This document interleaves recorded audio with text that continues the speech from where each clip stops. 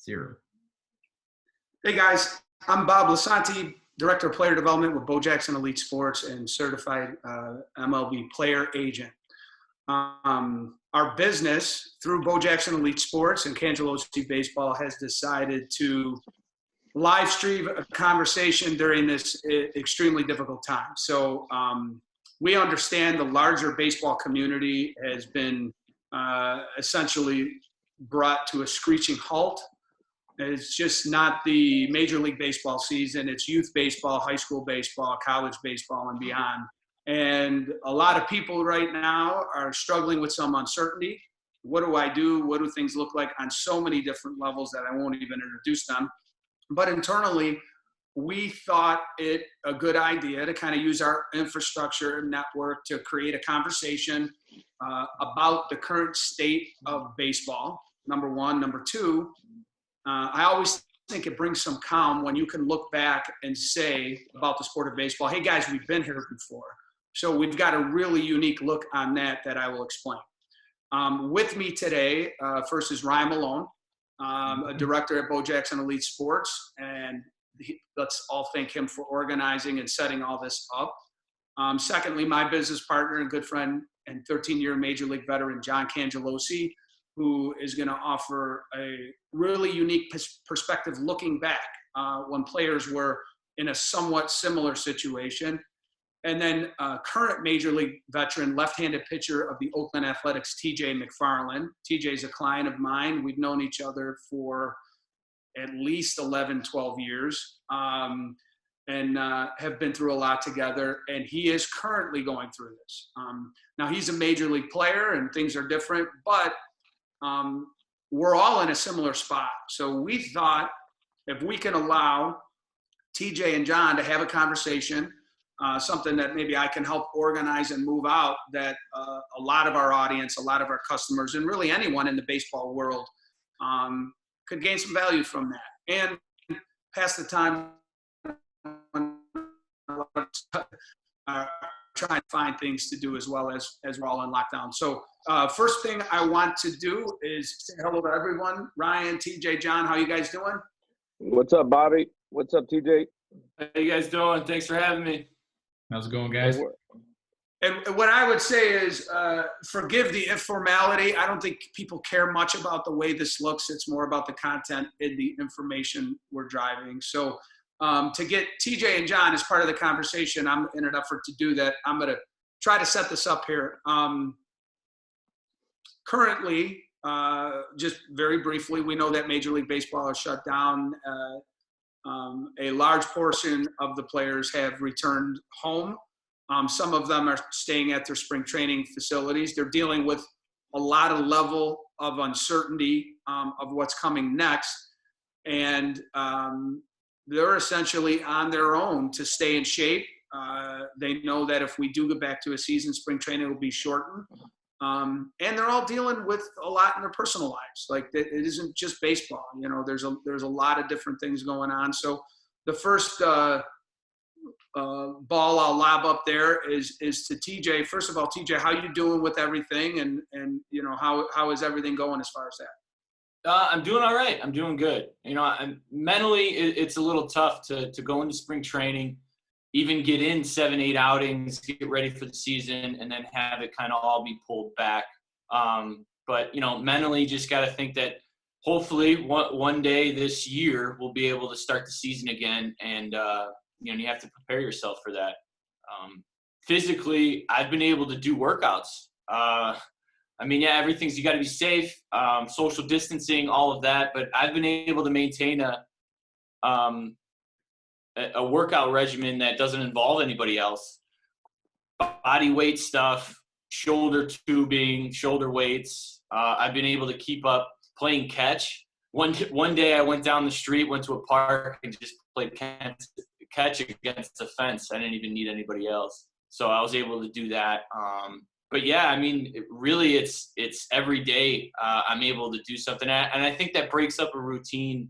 Routine is huge for me. If I'm able to do a routine and continue with that, it makes everything else not seem as bad being quarantined inside the house.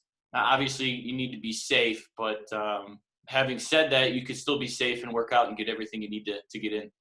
Hey, TJ, real quick though, I got a quick question because everybody at that high level has a great routine. I had a routine to be successful, but at the end of the day, you don't want to peak or normally you have a site in mind or like a date, so you work up to that date to be ready. You don't want to peak. How do you work out, or how do you maintain the physical and the mental attitude as far as staying in the moment and understanding what's too little, what's too much? I mean, how do you prepare for the unknown? You know what I mean? There's no end date. Yeah, it's tough. Right now, we don't have a date. MLB hasn't come out with a date when we're going to start. We can assume and kind of think that it's going to be mid-July, maybe mid-June. So really, for me, I've kind of pulled back my regimen just a tad, and I'm pretending like it's January, right? So Right. Good point. I'm doing my routines that I would be doing in the off season. Like you said, you don't want to peak too early. I'm not getting off the mound. I'm not, ramping it up, but I'm certainly maintaining the shoulder strength and the physical strength that I've had, in about the first week of January, which is pretty low. And I think that's a good message to pass along to youth. So on a couple different levels, early in your what you were discussing, TJ, you talked about dealing with the mental side of this. Stress, uncertainty is the number one driver of stress, right? And all of us, not just baseball players, but all of us are dealing with that level of uncertainty. And when you are in an uncertain moment, you have to build contingency. So that's what John is saying. He's like, you have no idea when you're going back. A professional player, and all players for that matter, try to peak their training. And I think there's probably a lot of young players who are getting ready for a potentially uncertain season who are working off nervous energy and might be driving too hard right now. And I think that the right here is we always encourage in the development business for kids to work hard, but you got to work smart first. And you've kind of think about, especially if you're a pitcher and you're managing your arm, I think that's a great lesson. So what TJ did is he reverted back. He's not working off nervous energy by throwing 50 pitch bullpens and using all his pitches. He's being smart. And I think that's something to pass along to all those players that peak up to when, and each day that passes, we'll know a little bit more and you'll be able to make those adjustments. Right. I think that's a great point. On an MLB side, he's acting like he's getting prepared for spring training. So our youth kids should actually prepare themselves like, hey, this is 2 months prior to my season starting. So instead of trying to lift heavy or throw hard, give yourself a 2 or 3 month grace period and act that way. I think that'd be smart. Another point, and then John, I'll lob this into you. So I'll address this a few different ways. A lot of our viewers won't remember the 1994 strike. I do. I was a college baseball player at the time. And some of the sentiment was, it's millionaires fighting billionaires. So your average fan was kind of turned off by it.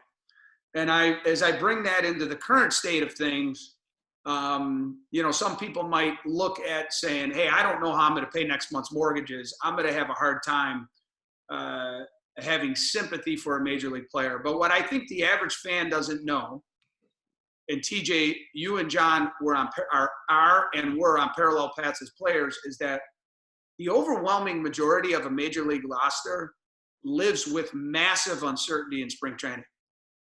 What you're going to potentially pitch in, if you're even going to make the team. Most guys in that locker room are not dealing with guaranteed contracts. And I think the average fan doesn't know that. And, all of us are guilty of kind of living a life that's within our means. No baseball player this year could have ever foreseen the potential of their salaries being cut in half or ripped from them altogether. And I think that one of the unique perspectives is that John and TJ are living two different things, but kind of similar. So right.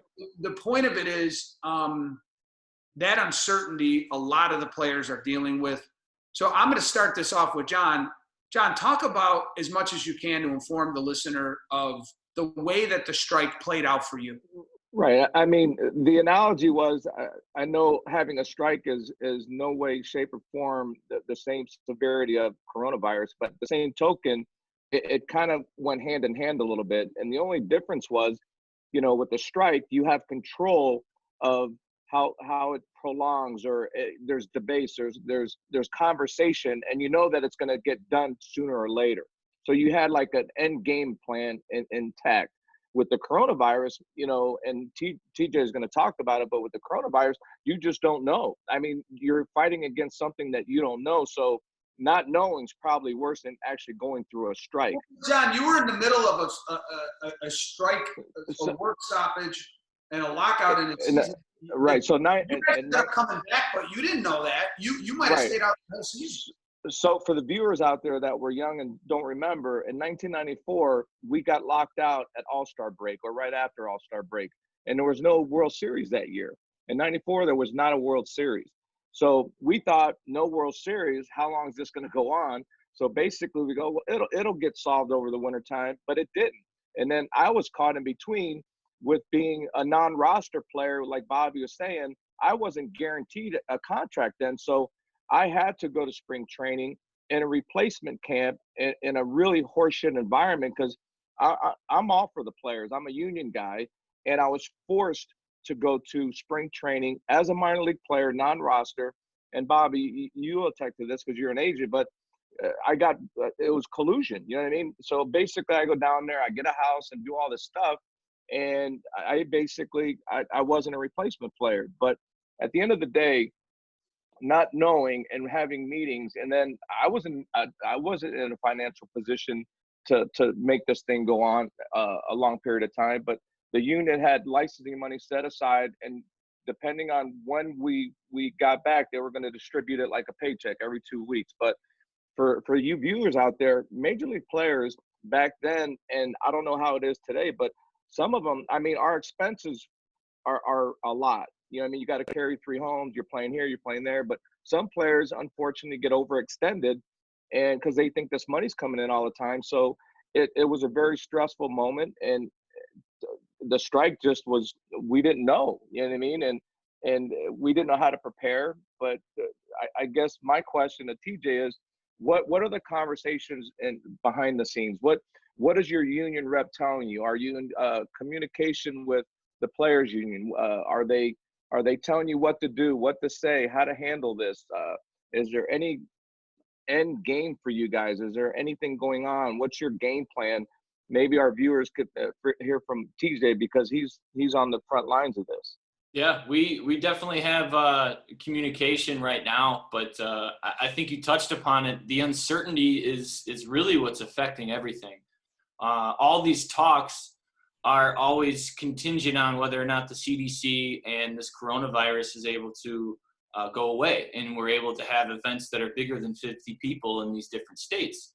So it's really tough. We have an A, B, C, even a D type of situation where it's like, okay, if we can't play, this is what happens. If we can play, but we can only play a few games, here's what happens. And fortunately for us, the union is doing a really good job in terms of communicating with the owners, but and trying to, get some things in our favor. But on the other side, the communication between all the players and the union is lacking, just because there's probably about 1,000 guys that need to be informed, and to be able to relay all that communication to the players is tough.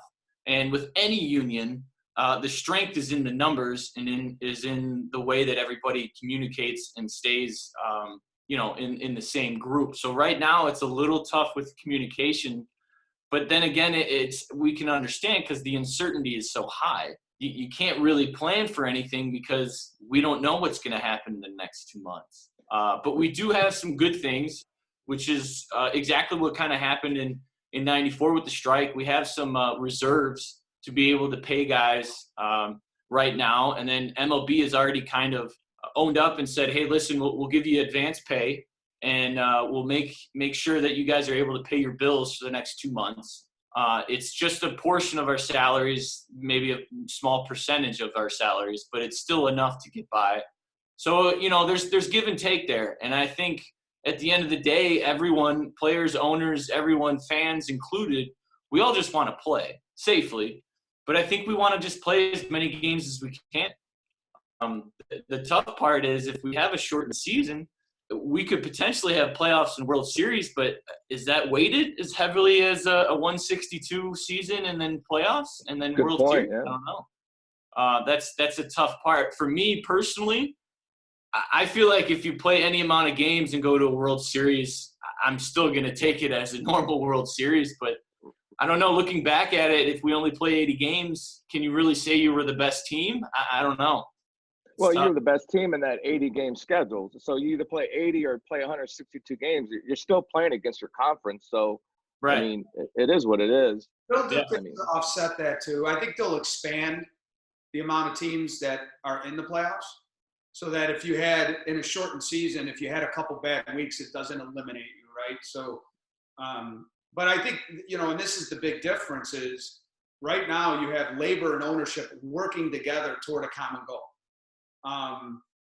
In my business as a player representative, TJ and I discuss this all the time. You become a little cynical because of the history of the relationship between labor and ownership or the MLB because of John Cangelosi's experience in this. So, there's an old phrase that never let a good crisis go to waste. So while everyone is pulling on the rope in the same direction, and I think these discussions have been amicable, the union is still there and the teams are still there to exist in their self-interest. Bobby, let me ask you. Self-interests are not in line with one another. Let me ask you a question. It's a delicate thing. Bobby, let me ask you a question. Not knowing you're an agent, so hopefully you know this. But a player gets hurt. He's got an injury, and he's off. The ball club has insurance to pay him, correct? There's insurance that they. Okay. So what I'm trying to get at is multiple insurance products. Go ahead, John. What I'm trying to get at is ball clubs are covered by insurance. So if you're not able to play for an injury, the club doesn't pay. The club pays a salary, but the insurance kicks in. Correct? Correct. Yeah, but it's not what most people. It's not what most people think it is. Okay, but I'm just saying, is that are they able? Is there literature on the coronavirus? Not the coronavirus, but is there literature about, hey, we're not able to play this season? Could that insurance kick in and pay the players? No. Catastrophically, you know what I mean? I wouldn't doubt they have business interruption insurance, which is a real thing. They wouldn't necessarily profit. Yeah. But it's certainly, I don't think it would be right to think that it would offset their payroll costs. No, definitely not. Well, I'm just saying you have a little bit of that, and then you have the licensing money. At least this leaps into the real one. And Congress is talking about this right now. I don't want to get into this conversation. This is not covered by that, right? This sort of event, cataclysmic event, everybody has loss of business insurance, like TJ said. The insurance companies don't underwrite these things into it, or they'd all go bankrupt. So I don't think there's an insurance product. I think it'll mitigate some of the minor and less consequential losses that teams are having. And I'm sure all of their attorneys and tax attorneys will essentially look at all the insurance products they have and try to mitigate and offset it. But nothing, I don't think it's there to address things that are this catastrophic, that each team in Major League Baseball overall, they're losing hundreds of millions of dollars in short amount of time with all of the digital content they've lost on, the streaming content they've lost on, the television revenue they've lost on, the gate revenue they've lost on. It's a global game, and not putting that product on the field is catastrophic. Now, do you see this? Do you see this spiraling down like a 2 or 3 year hit for MLB? Like, in other words, even if they go back, the revenue that they lost. Yes, I think that because sports is the way it is, that I think that there will be something done creatively to try to offset some of that loss, number one. Number two, if Major League Baseball got back to playing baseball games without fans in the stadium, they would be able to start generating some significant dollars through their television contracts and digital platforms. I think the American public right now is starving for this. And if I was Major League Baseball, I would be sitting down and getting back to playing as soon as possible. Absolutely. And now, without fans in the stadium, because you're still right now, I think television revenue would be up, advertising revenue, because no one else has anything else to do. This is a tremendous opportunity for baseball. And I think, again, this gets into the CDC answers that TJ was talking about, where it's really about testing and controlling that small environment, which, right now our medical professionals need the testing more than Major League players do. And it wouldn't be a good look if we started robbing tests to test players. As a matter of fact, the NBA is catching some lash right now for having widely tested their players. Oh. Yeah. What are you hearing? With the TV revenue as well, is if we start playing later on and we extend the season, and then they say, you know what, playoffs will be October, November, World Series potentially at a neutral site somewhere warmer in December. Now all those TV contracts are competing with other sports when they normally aren't. So that's another thing that they might have to cross as well. I don't know if they're going to be able to, maybe they won't be able to have a World Series 3 days in a row because there's a football game being played or something. So that could be another complication as well. Yeah, and I'm sure they'll work together in the spirit of all of this, just because of the way the country's been forced to come together. So I think those are overcomable things. But yes, those are logistical things that your average fan doesn't even think about. Right. So John, I wanted to get back to your situation. When you were on strike and you didn't know when you were going back to play, was it communicated very well? I'm losing you, Bob. Bobby, repeat that. I lost you. Okay. Were you being communicated with well? So you said, there was a time where you had to actually ramp up your training because it started to look like a season was going to happen during 1995. Did you know that like a few weeks out at least that, hey guys, we're very close to an agreement, start ramping up your training, or did it just happen all at once? The difference is I stayed down in spring training and we had association meetings like every third day. I mean, and it was just not me and my team. It was pretty much 100, 200 guys in a room, basically with the union. So we all kind of congregated and stayed in spring training. So there was a lot of guys there. We had multiple meetings. He kept us educated to what's going on. And, I can't remember off the top of my head, but there was a couple of sticklers that the union wanted that they weren't, and that's what kind of prolonged it. There was a few things that were out of the negotiations that the union wanted. And I can't quite remember the one that really kept us, out of spring training. There was a couple things in there you might remember, Bobby. I don't. But at that particular time, I knew that, there was going to be a season. When was it going to start? I didn't know. And when they finally came to an agreement, we were actually about 2 weeks away from drawing our first check. So that's how. I feel like, my own opinion, I feel like if the owners would have waited another 2 weeks to 3 weeks, I think we would have caved, because it got to the point where guys, we didn't make the money that they were making today, and guys were overextended. They were feeling the pressure. They had family, and they needed to feed their family. I mean, there was a lot of pressure. It was coming down to 2 or 3 weeks. If they would have held 2 or 3 more weeks, I feel like some guys would have started crossing because they just couldn't afford not to get that paycheck. Yeah, and so you guys were huddled up and being communicated with every day, and it is a different situation that you pointed out. TJ and I talk somewhat frequently about what's going on. I'm getting trickles of information, but saying it's all speculative, so don't share it. We don't want to start a rumor process. Right.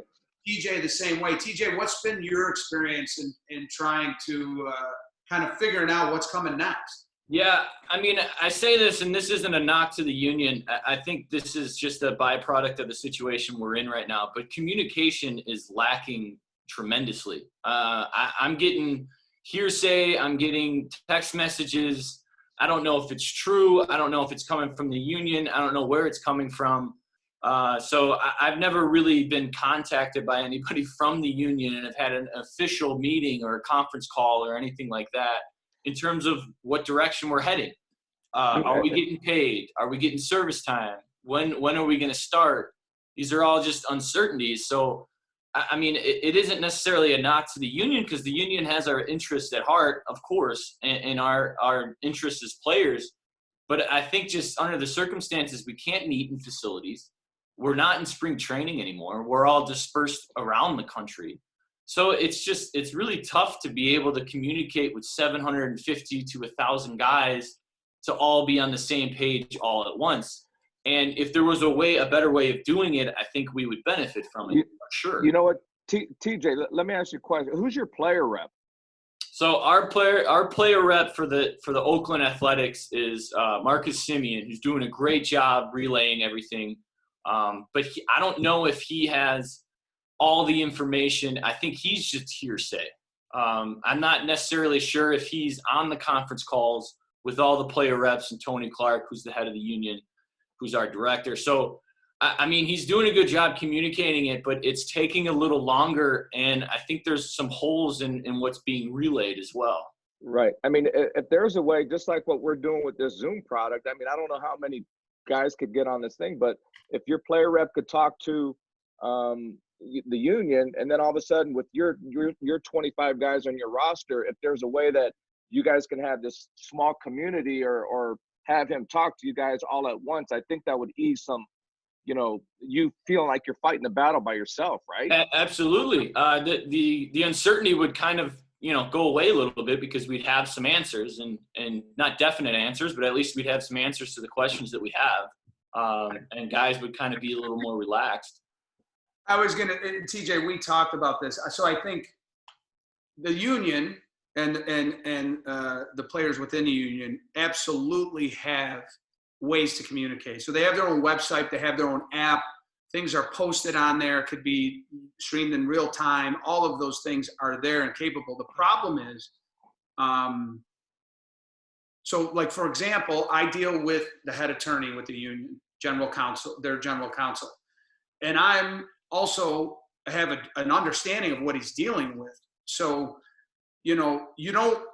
they can't have too many cooks in the kitchen right now because a lot of the stuff, especially initially going back 3 weeks and 2 weeks, were all time sensitive things. We need to get these done now.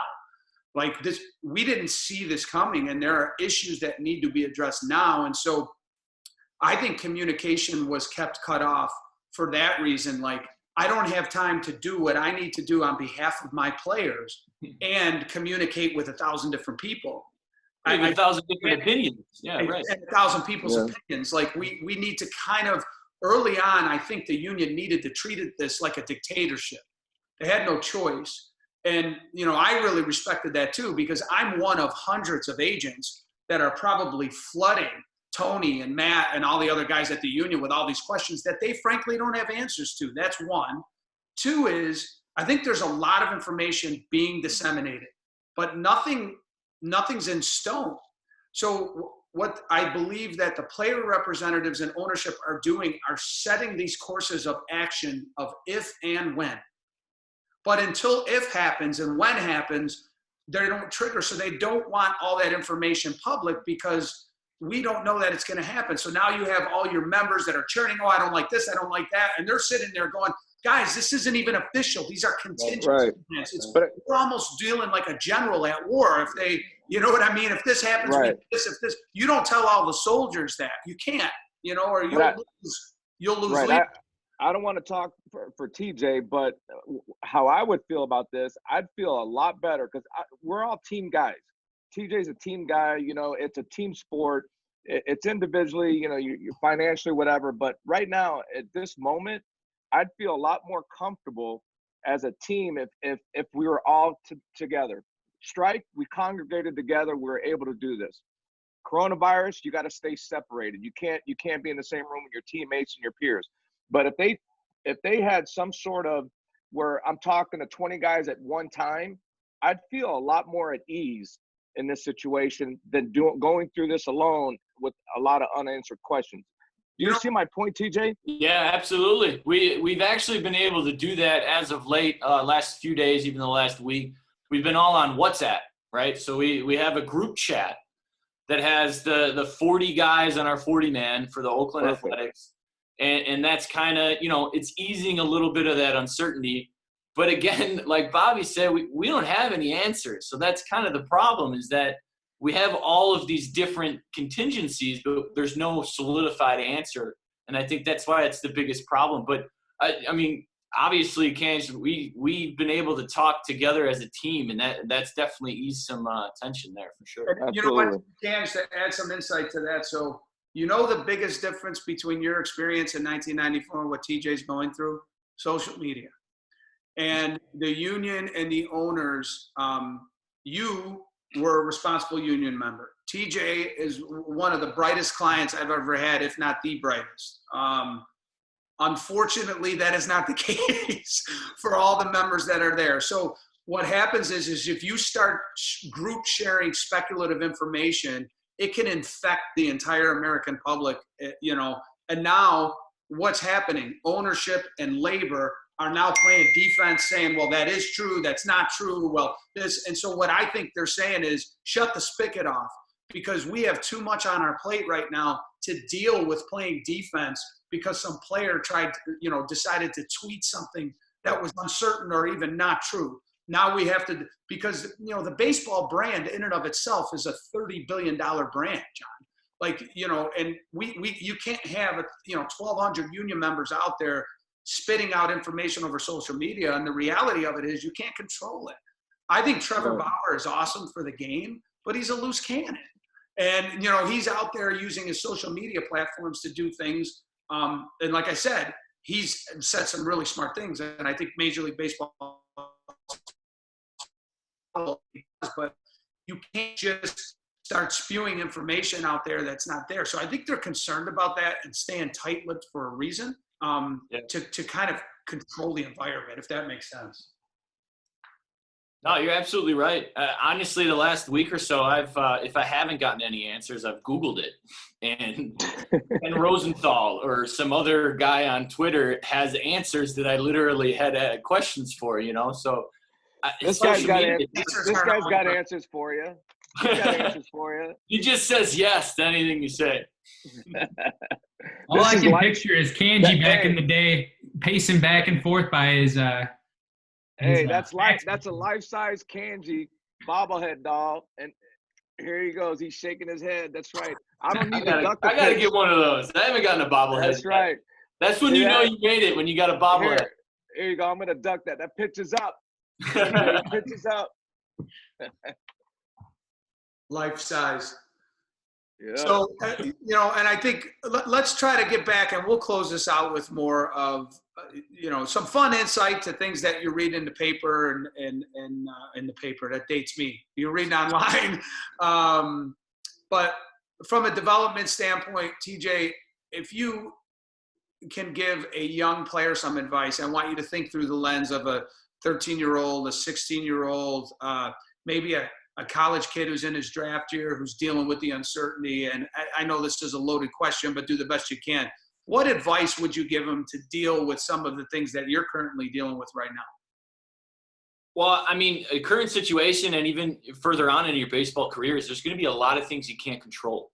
There's going to be a lot of things that you just have no say about.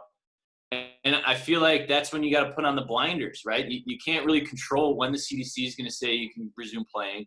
You're not going to be able to control a lot of things in your baseball career, whether or not you go 4 for 4 one night or you go 0 for 4, whatever it is, as small, as that seems. But the things you can't control, you can't worry about.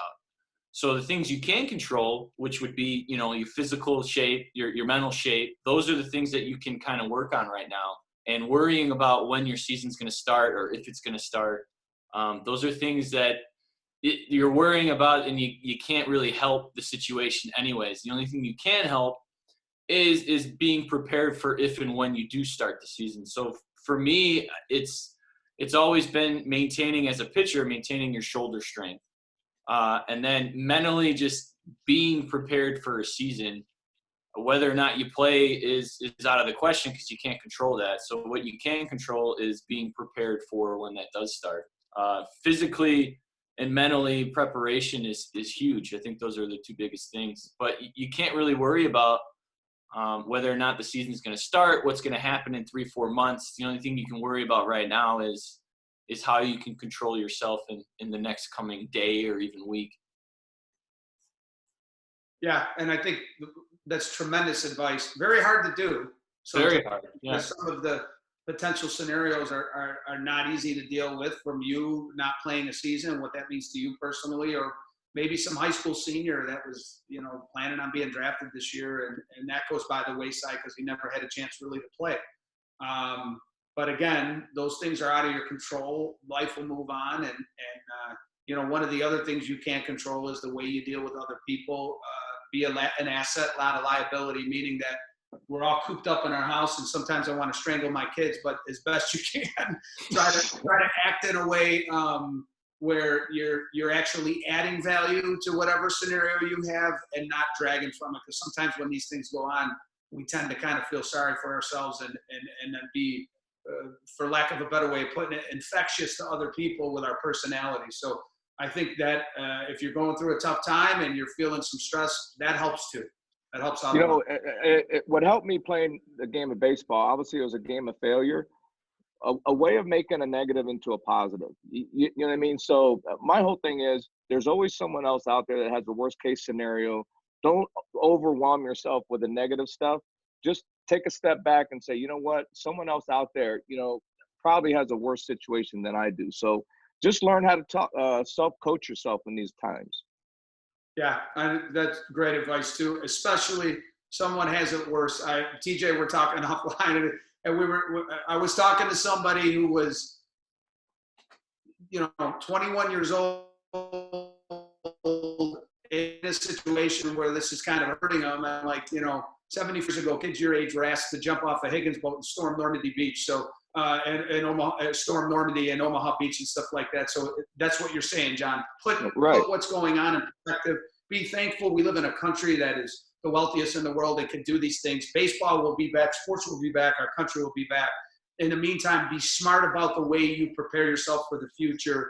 Think about some contingency plans. Communicate with people in the industry that know what's going on. That's the whole point of this talking here. Hopefully it helps you kind of think about your situation and think it through the right way and prepare for it. Absolutely. Ryan, you want to send us off? Guys, thank you. We hope this, in a small way, helps you out, entertains you for a while. TJ, we really appreciate you taking time out of your busy day to visit us. Maybe we can do some follow-up on this. Busy day? Yeah. Making people believe you're making moves there. Kanji, thanks again. Ryan, thanks for putting this all together. TJ, I appreciate your time, TJ. Good luck, okay, man? Stay healthy. Thanks, Kanji. Appreciate it. Thanks for having me, guys. All right. Thanks a lot. Be good. Stay safe.